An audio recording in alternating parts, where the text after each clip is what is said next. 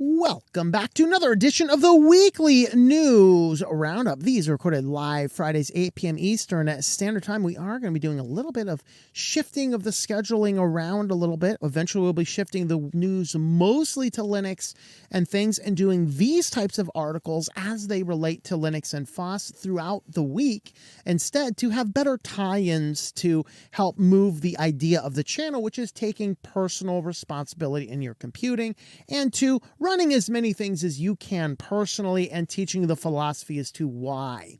And so we're going to be doing that as we look into this. But with that being said, you can watch the show here live. During the transitional type period, we'll be doing a special Linux version of the news as well. So if you didn't catch the Linux weekly news roundup portion yet, that will be posted separate as a separate video. But let's go ahead and get on into the news. First up, we have more Airtag stalking stuff. How do we minimize stalking while maximizing privacy? You really can't. You really let the cat out of the bag here, and we don't really have any real options now other than what we need to probably do, especially for people that don't want to carry around a smartphone all the time. We really do need to develop separate tools that we can run and scan regularly for these types of trackers. So of course, Apple came out, it's like, hey, look at this amazing new little tracker that we can use, and you can put it on stuff and you'll never lose your laptop again. And all sorts of stalkers in the underbelly of society got said, hey, this is a great idea to stalk that person. I'm stalking. I'll know exactly where they're going, when they're going to be there, when they're home, when they're not home, and all the places that they are.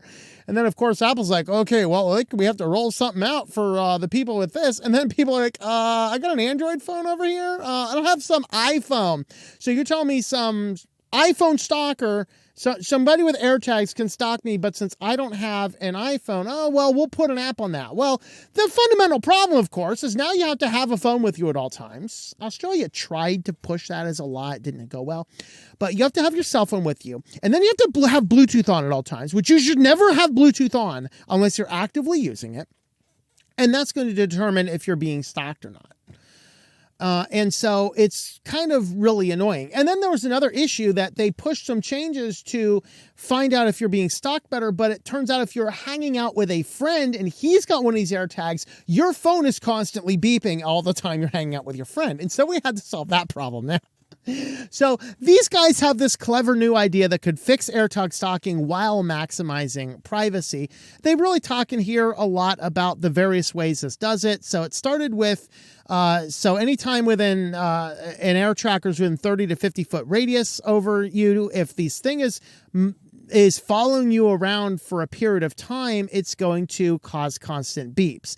That is, of course, if you have Bluetooth turned on, which you shouldn't, and a few other factors go along with it. But then they changed their identifier. What they're doing is they're doing a rolling code.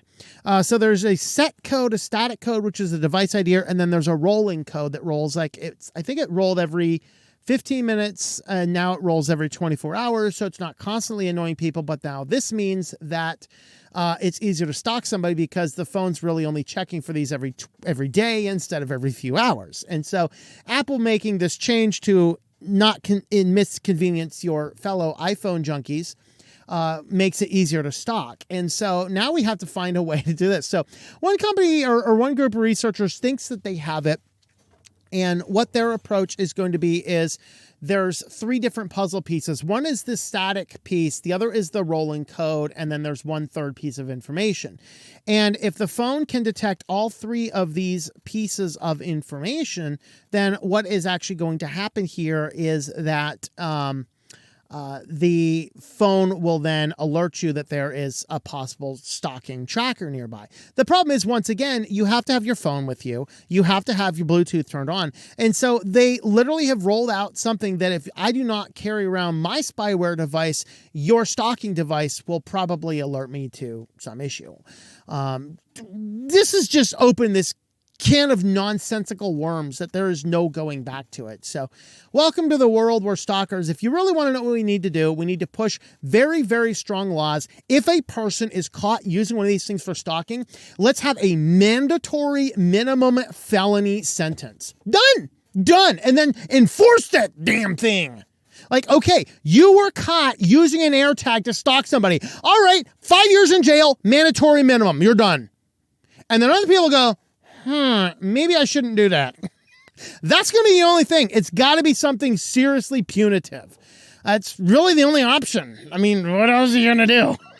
I mean, really.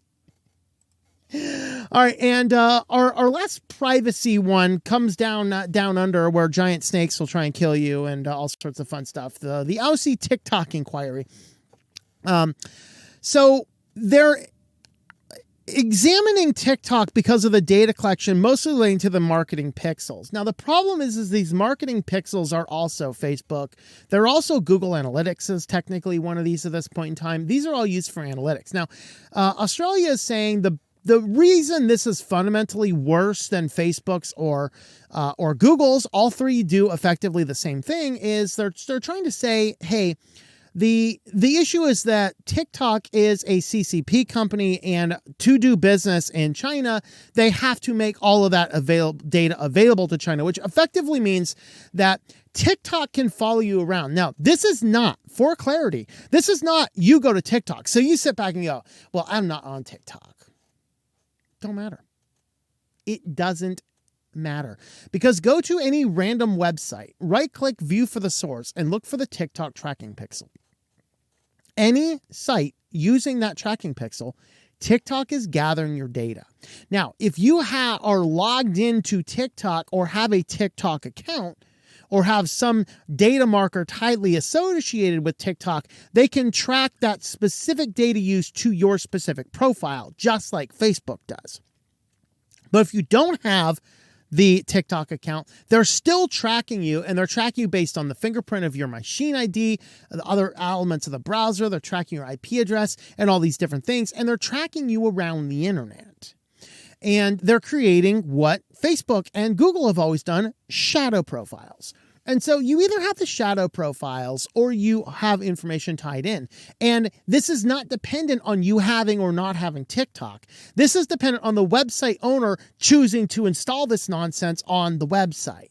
And if they choose to install this nonsense on the website, you're getting tracked unless you actively block it. And this is where, with our new approach, I would have this as a separate standalone video, and I would talk here about my videos about utilizing DNS and talking about how you can block these TikTok trackers in your host file or in a DNS or in a pie hole, and that is the only way you can block this. Not having TikTok is not enough. You have to actively block every TikTok domain, and I think there's 300 or 400 of them. You have to block 300 or 400 domains to prevent TikTok from tracing you around the internet. And that's what Australia is looking into. And again, this is the exact same thing Google does, and it's the exact same thing that Facebook does.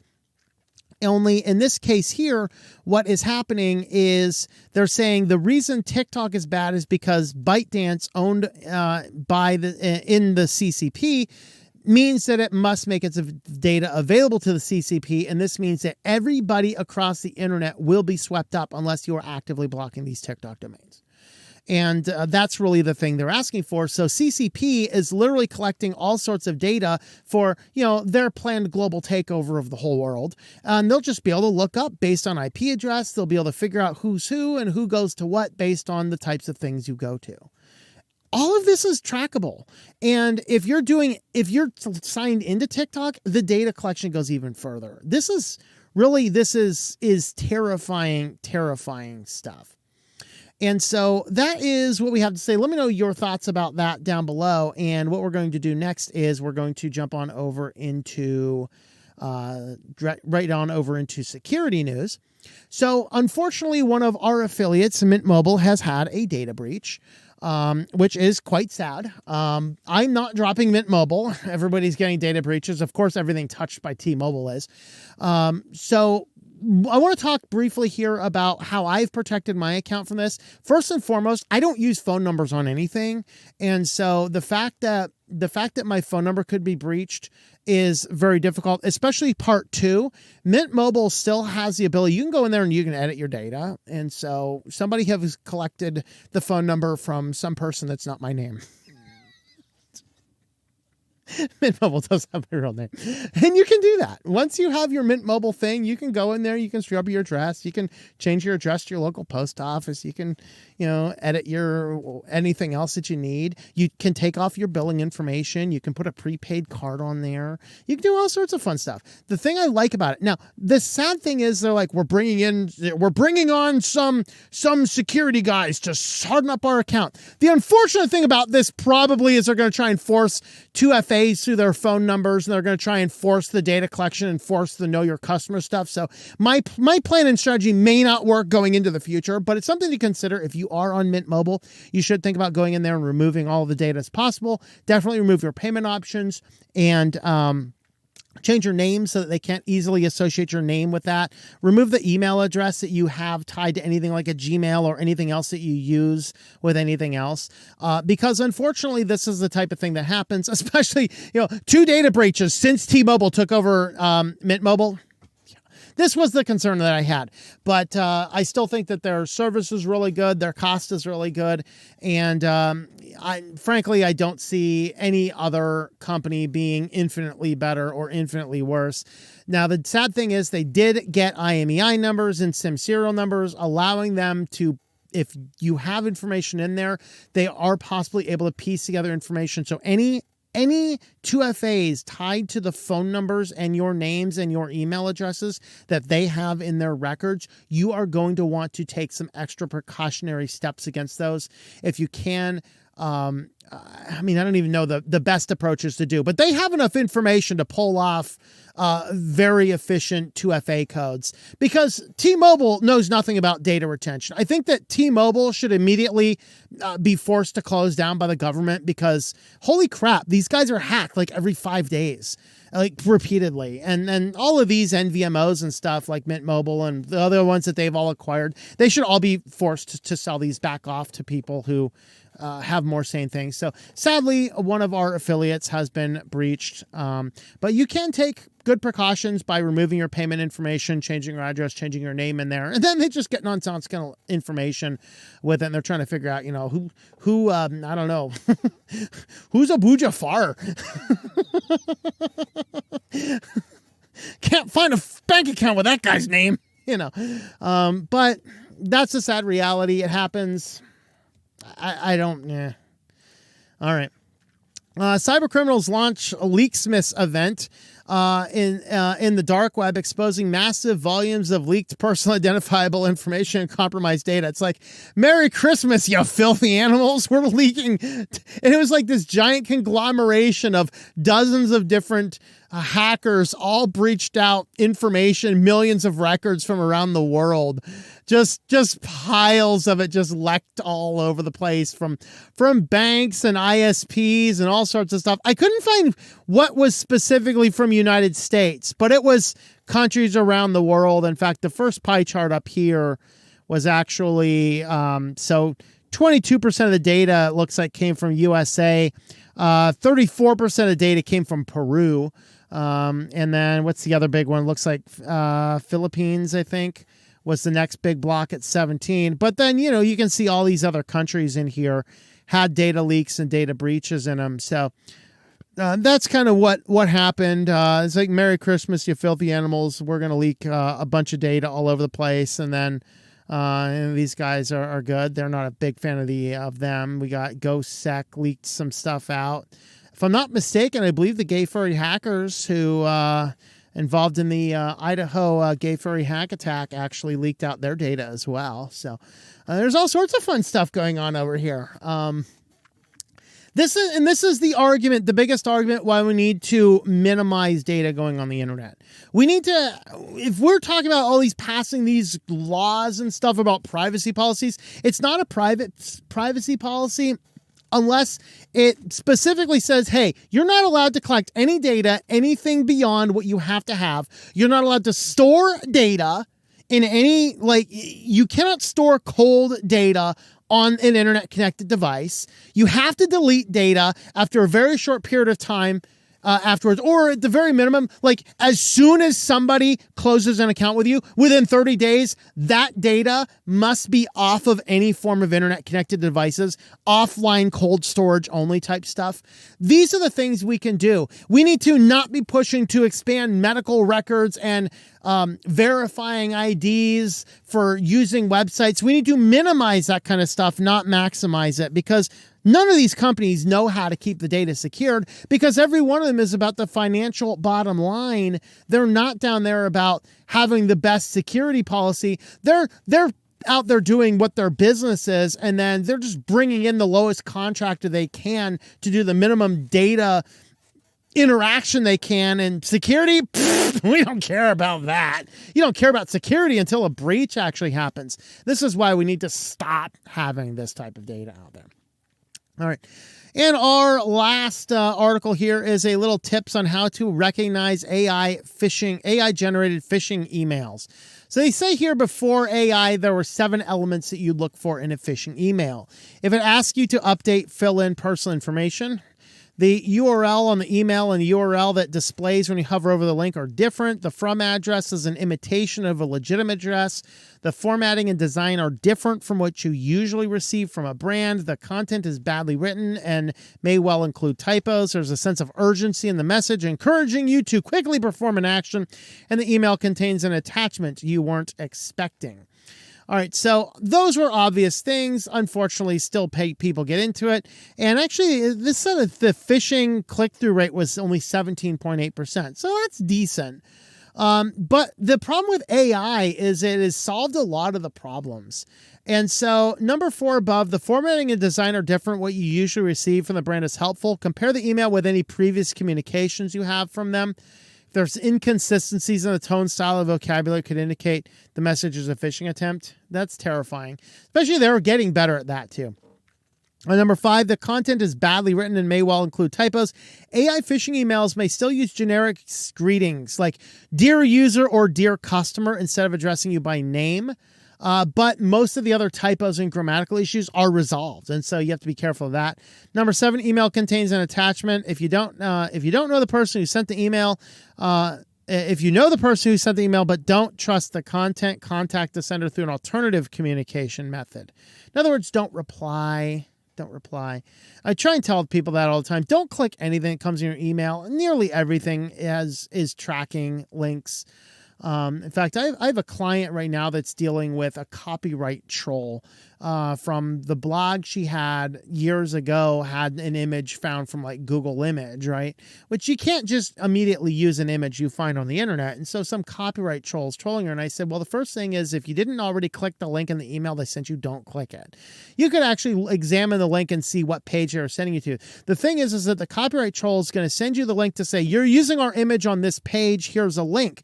If you click that link to see the page you're talking about, then that goes through their tracking software and they now have proof if it comes to the court of law that you received the message. Whereas if you don't click the link and they go to court and say, well, I sent you an email. I never got your email. It must have went to spam. You now have plausible deniability, but if you click the link, they have a log of you receiving, opening, and clicking the link. And so you have to be more careful about that type of stuff. There were other problems with that stuff that I'm pretty sure I gave her lawyer enough stuff to help get them off of that altogether. But we have to be very diligent with this kind of stuff. And I receive hundreds. I don't know. I'm still thinking about it sometimes. I should just collect a week's worth of scams people send me and talk about how I know they're scams and stuff. Because I get a lot of doozies. There are a lot of them. And like, I'm getting a lot of Facebook reset ones. Like, yeah, I don't have a Facebook account. I know this is fake. But the problem is they look seriously, legitimately real. They are literally even going in the URL to facebook.com. Like, I don't even understand what to do with these things. I really don't. It's just like, I didn't want to open them in like cubes or something. I mean, they might be tied to my email. I don't know. But fascinating stuff. Well, if you want to help support the channel, we do have a Patreon page. You can jump on over there on patreon.com/TOMM. You can jump on over there. And there is rolling out some new features in Patreon I'm looking to roll out soon, especially since I sell those ebooks. I talk sometimes about Synaptergy. I think I actually have the ability to sell that on Patreon now and even provide discounts if you are a Patreon supporter. So that is actually something I am looking at rolling out. But you can jump on over there. You can see we have some exclusive stuff over there. We had some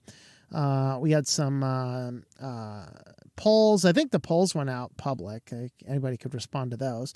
And then we had information on Hangouts and stuff like that. So you can jump on over there to patreon.com/TOMM if you want to help support the channel over there. And with that, we're going to head on over to business news. First up in business news, Bot Built wants to lower the cost of home building with robots. Now, I'm curious, are they going to pass this lower cost on the consumers, or are they just going to run to the bank with a bigger stack of money? I don't know.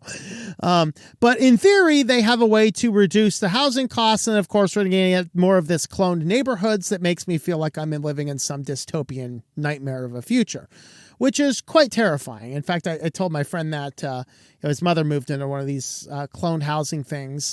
Is just like, dude, like you drive up the street, you don't know which one's yours. Like half the time, I don't remember which one it is, when I have to go up there. But it's just like everything looks the same now. So what they're doing is now, and also I do have some concerns with this because it sounds like it's more sort of like, I don't know if it's exactly like prefabbing or sort of like prefabbing. The problem you have with a prefab home is treated more like a mobile home in the housing market. So they do not hold their value like a traditional home holds their value. And it's actually harder to buy them, particularly on first-time homeowners and things like that. Getting a modular or a prefab home is not as good and are also not nearly as durable as a home that is, they pour a foundation, they lay everything in. So what the idea here is that these robots are going to come in, they're going to bring the building materials in prefabricated blocks, and then the machines are actually going to be coming in here doing this. So of course the contractors are some contractors are getting head out. They can't go in and do all the fine details like wiring and stuff at this point in time, but they can put up the basic wall structure. They can go in with a giant robot, bring in pallets of material, and they can just quickly frame a house. And then, of course, the contractors will still need to go in there, and they'll need to do the electrical and the plumbing and all the other things that come along with the framing. After the framing is done. I've been on those job crews. I've been on a few different job crews building houses. We did this one. They were a condo set on Lake Erie, and we were specifically doing the mudding. So other guys would come in and they'd frame it. Another crew would come in and they'd drywall it. We'd come in and we'd mud it. Another crew, I can't remember if we did the sanding too. I can't remember if we did the mudding and the sanding or if we just did the mudding. I can't remember. But we get in there, we get it all, somebody else. I know definitely somebody else came in and painted. I think the painters also sanded. I think we just did the mudding and moved on to the next one. But it was just this assembly line where it was just moving through, and it was just a different contract team for each step of the thing. And so that really is what they're doing here. It's just the framing is done with machining, and they're saying this is going to drop the cost of putting together houses. Now, they didn't specifically say it's going to cost cheaper housing. They just said they're going to bring down the cost of building housing. So again, I don't know if they're going to pass this on to the consumers. So typically housing framing said costs $7 to $16 per square foot, which includes $4 to $10 in framing labor costs. Framing takes about a month, best case scenario, but factors like bad weather can delay things as can labor shortages. So here they said they can drop that down like 50%. And so manual wall panel and strut plates operate 34% gross margin. So our level of automation will allow us to be significantly higher than that and still deliver significant cost savings to builders. So they're talking about cost savings to builders. So he estimates that Bot Build makes about $15,000 in revenue per house of wall panels built. We already have 10 builders with over 2,000 homes and apartment complexes in our pipeline to build. So is this cost savings being passed on to the consumer? It can, if the lower cost of building the house is going to cause sales to occur. But if we're in a market where the inventory is dried up and they can still charge the same amount and just make thousands of dollars more by not paying framers, they'll probably do that because welcome to America. But I don't know, let me know what your thoughts are about that. All right, so second up, just a brief update on the Apple court pauses the ban. So I think we talked about this briefly. I can't remember, maybe I threw this out. But Apple Watches were banned for sale because of a patent infringement allegation against them. And so a court order just before Christmas that they are going to stop the sale.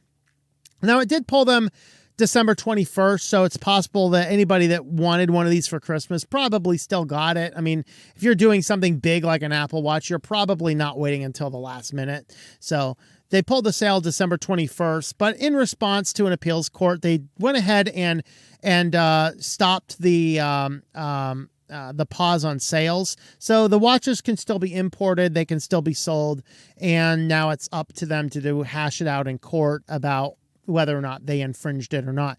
Now, Apple said the reason that the infringement allegation was made is that this non-consumer focused medical device maker Masimo apparently has come up with a type of light powered heart monitors, which is funny because my Garmin here actually has the same thing. Now, of course, in full disclosure, my Garmin has never touched the internet. I don't have any of those Garmin accounts, and nor would I ever buy any device that has to be operated through a phone, a computer, or anybody else's database. This is, I believe it's a Forerunner model, and at least in this time it's it's Forerunner 35. And at least at the time I bought this watch, you could actually use the watch functionally without tying it to an account. I'm not sure if that is still the case, so be cautious. I wouldn't run out and buy a later model of the Forerunner because it might require you to sync it to the Garmin app, which I would not buy any watch that you'd have to sync to some other company's servers. So just being said that, but mine has the same thing. I wonder if they're subject to the same thing or not. I don't know. But you can still buy your Apple Watches now. This was fascinating. Scammers are ruining Facebook Marketplace, and after we started running ads for my one client on his Facebook account, I understand why. Holy crap, Facebook is full of scammers repeatedly. Now, these specifically are using the Zelle scammers. Of course, Zelle is Zelle or Zelly. I'll probably use both of those pronunciations interchangeably, whichever one it is. I think it's Zelle, I think. So Zelle, of course, is a extraordinarily stupid feature that you can enable with your bank, and all these banks are trying to force this nonsense on you where you can enable your Zelle account. You can text your friends money. I don't want to text my friends money. No. So ergo, I've explicitly blocked this crap on everything that I do. With that though, the idea here is that you put something up on Facebook Marketplace and then somebody comes in and is like, I really need this. I'm going to sell you the money now. And then I'll send somebody to pick it up later. And people are going, okay, this is a play on a different type of scam where it's not uncommon, right, for the scammers to be like, hey, I'm going to pay you this. And then it's going to be extra so you can give the movers money when they come, right? That was the old Craigslist one. So they pay you $1,000, you cash it, and they say, please give the people who come and pick it up $250 for moving. So because it's $300 more than you're asking for. And so it's a great deal. You're making an extra $50. I just need it now. They send you a rubber check. You cash it. You don't realize it's a rubber check until 2 weeks later because that's how stupid our banking system is. And then you basically deposit this rubber check. You take $250 out. You give $250 to people who showed up at your house to get the item you're selling. And you have just officially paid somebody to take something from your house. But hey, at least they came and got it, right? And then, of course, 2 weeks later, the check bounces. You're out to $250 and the cost of the item. That's the old way it worked. So with Zelle, what they're doing now is they're paying on Zelle. And then, of course, they're utilizing the good old-fashioned phishing link. So you're going to then get an email that looks like it comes from Zelle to verify the purchase. You click the button in there and boom, they have just stolen access to your account. That's how this one's working. And then whether or not they actually show up to get your crap, they don't really care. They just wanted your Zelle account. And so that's kind of what they're doing. But this reporter for The Wired came up here, and what they did is they came up and said they put up a sofa bed, and every single offer they got was just a scammer through Facebook Marketplace. So it's just like it's become this wild west of insanity. So we need to do something, and I'm not sure I have a good solid solution for this yet because of the nature of the internet, but I don't know. We need to do something with that. Let me know your thoughts about that down below. But with that, we're going to head on over to your favorite place and mine. Let's see what is up in store for SillyVille. So we just have a couple here. First is nonsense over there at Roblox. So a virtual bull's head on Roblox was selling for $18,750. It was because they're sold out, which tells you either really rich children over there or there's some creepers over there on Roblox that are buying $18,000 worth of stuff, hoping to probably get some status symbol to allure more little children into their game. So maybe Roblox needs to look into this. But what the idea here is, it was this item for 1.5 million Robux credit, which is approximately $8,000. What was it? Well, it was a specific bull's head skin created by Lamborghini to promote the all-new electric nonsense. And so here's they have a whole entire Roblox game dedicated to the model. Is this better or worse, you think, than the McDonald's Sega Genesis game? You guys know there's a Sega Genesis McDonald's game you could get, and you could play as Ronald McDonald going through Ronald Land or wherever it is, throwing French fries and cheeseburgers at people. Did you know there's such a game exists? It does. It does. So there you go. So it's kind of a cool looking bull's head. There you go. Looks neat. Not for $18,000, especially $18,000 of virtual stuff in a video game that they'll probably get rid of in 2 weeks because that's the way video games tend to work. So, but anyway, nonsense is abounding. Even more nonsense, AI is unleashed to figure out who really is Santa Claus and who's just a faker at the mall. Come on, guys. Red and the man in red's distinct visage emerges by algorithm, proving not just any old bearded man looks like him. So Santa impersonators, watch out. Scientists have created a Santa detection machine and used it to prove what children have been telling adults for generations, that Santa has a unique face which clearly distinguishes him from other elderly bearded men. They forgot the word fat, but, that might be, what's the word for that one? Lacking body positivity, right? So Santa Claus or Father Christmas is obviously very recognizable, but we wondered whether this is because of the clothing, his beard, or his face. So a clinical geneticist at University of Manchester, fortunately this happened over there, so they're using their tax dollars and not ours. So that's good news. Until now, no one has ever systematically and scientifically interrogated the modern face of Father Christmas. So they decided to train a deep learning facial recognition algorithm similar to facial ID software used for smartphones. The problem we have with this, of course, is that it's all going to tie back to the one guy who was used to model the Santa Claus used by Coca-Cola, because basically the training data is going to report what's here. And so, yeah, Coca-Cola has officially shaped what Santa is. So he wants to examine whether related festive characters such as Papa Noel, Tom, Julie, I can't pronounce all these guys. Oh, Sinterklaas, I can pronounce that one. Might pass the test as well as dedicated Santa impersonators who attend the World Santa Claus Congress. All right. So there you have it, guys. Money was spent to use AI to figure out who really is Santa Claus and who is not. Isn't that exciting? Well, if you want to help support the channel, we do have a locals page, switchedtolinux.locals.com. You can join us on over there and gain access to our exclusive science fiction short stories and see some other content that we have on over there. With that, guys, thank you all for watching, and we will see you all next time. Thank you for watching this video from Switched to Linux. This channel would not be possible without the backing of the program supporters scrolling on the screen now. You can be a supporter at Patreon at patreon.com/TOMM or at thinklifemedia.com. I also want to thank the open source community who creates such excellent software that makes producing this show possible. Please remember to support your software communities. Thank you, and I hope that you enjoy switching to Linux.